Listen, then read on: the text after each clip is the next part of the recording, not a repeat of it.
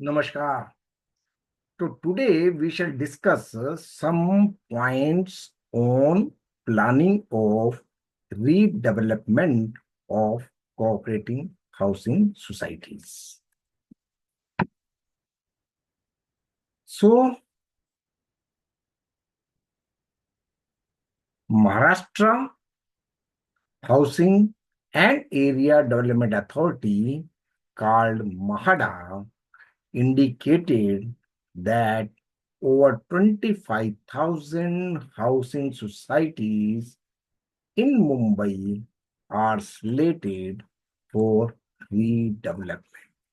A huge number of societies have achieved their aims and now वो लड़खड़ा रही हैं, रिपेयर की जरूरत है, रीडेवलपमेंट की जरूरत है। 10,000 सोसाइटीज केवल मुंबई सिटी में हैं और 10,000 बॉर्डर मेट्रोपॉलिटन रीजन में हैं, ठाणे, कल्याण, डोंबिवली, नवी मुंबई एटसेट्रा, जो कि डेवलपमेंट में जाने के लिए तैयार हैं क्योंकि उनकी एज 30 साल से ज्यादा हो गई है।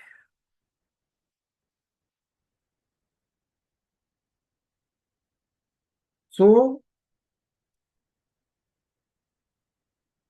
रीडेवलपमेंट में जाने से पहले आपको थोड़ा ध्यान रखना है, कॉशियस रहना है। आपकी ही प्रॉपर्टी है, करोड़ों में वैल्यू है। आजकल मेंबर्स की hard earn money in societies में लगी हुई है। हेंस सभी मेंबर्स को ध्यान रखना है कि planning is very very important. कुछ भी काम करने से पहले आपको एक बकायदा प्लानिंग कर लेनी चाहिए, अपने लॉ एंड ऑर्डर को ठीक कर लेना चाहिए।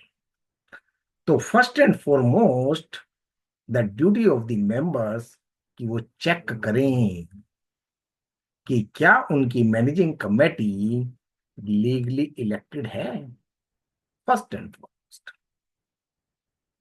सो this should be as per the election rules of bylaws governing the cooperating housing societies in Maharashtra and as per the acts and rules of Maharashtra Cooperative Society 1960 and 61 respectively के तहत होनी चाहिए। यदि कोई लैकुना रह जाता है तो भाई वो इलेक्टेड नहीं मानी जाएगी। यदि थोड़ी सी भी चूक हुई तो whole exercise of redevelopment also will be futile, ineffectual, and can be derailed. तो इलेक्शन में जो सबसे ज्यादा इंपॉर्टेंट है वो है कि after the lawful election check क्या मैंडेटरी सबमिशन हुआ है, क्या मैंडेटरी फाइलिंग हुई है, क्या इंडेमनिटी बॉन्ड्स की। हर मेंबर द्वारा ईच मैनेजिंग कमेटी मेंबर्स के द्वारा विद इन 45 डेज, यह 15 दिन से अमेंड कर दिया है 2011 में।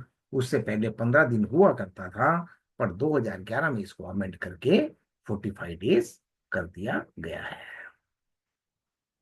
तो मैनेजिंग कमेटी के ईच मेंबर के ऊपर ड्यूटी है कि वह एक इंडेमनिटी बॉन्ड सबमिट करें with in 45 days after assuming the charge of the society.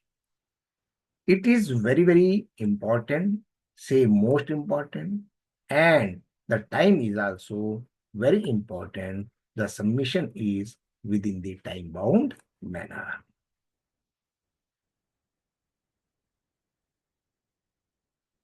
Even a delay of single day caused beyond this period, they shall cease to be members of the managing committee. यदि एक भी member ने नहीं किया है bond, तो उसकी membership seize हो जाती है। और और इसका इफेक्ट ये रहता है कि entire managing committee will be considered as non existent one. पूरी कमेटी ही प्रॉब्लम में आ जाती है। These directives are compulsory in nature, say mandatory and not directives. The implementation of the same is mundane duty of every managing committee member of submission of bond within 45 days after the lawful election.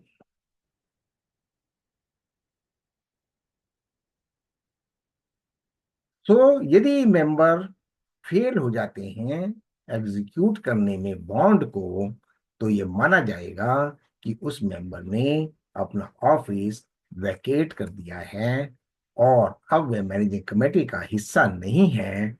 ये section 73 sub section 1 AB में जो MCX act और rule 58A of MCS rules हैं वहां पर लिखा हुआ है।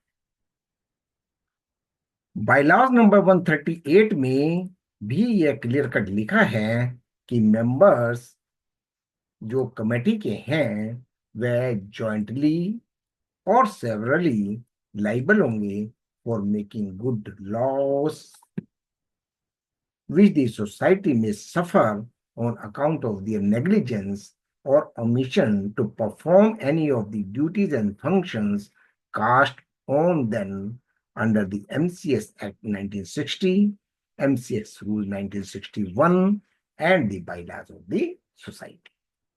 तो मतलब क्या हुआ कि भाई जो रेगुलेशंस हैं, जो इलेक्शंस हैं, जो सबमिशन है बॉन्ड का, वह कंपलसरी होना चाहिए।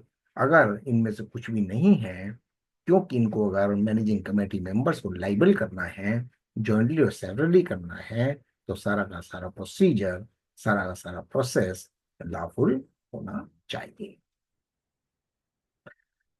गवर्नमेंट भी चिंतित है कि भाई इतनी सारी सोसाइटीज का रीडेवलपमेंट होना है। सो उन्होंने भी जो कंसेंट है मेंबर्स की, पहले जो 70% हुआ करता था उसको 51% कर दिया। यदि 51% मेंबर राजी हैं तो वह बिल्डिंग रीडेवलपमेंट के लिए जा सकती है। प्रीमियम पर भी रिडक्शन किया है कि converting land ownership from the leasehold to freehold and for self-redevelopment on government-owned leased lands, aiming to make redevelopment projects more financially viable. तो गवर्नमेंट जो पहले प्रीमियम लिया करती थी उसमें भी रिडक्शन किया गया है।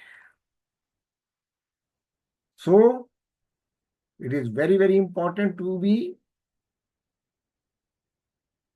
Aware, educate, caution your friends and neighbors and the dear ones for remaining vigilant from irregularity in the redevelopment process procedures to save your as well as their hard-earned money invested in these properties. So बहुत बहुत धन्यवाद। Lawful elections में क्या क्या जरूरत पड़ती है वो किसी और वीडियो में डिस्कस करेंगे।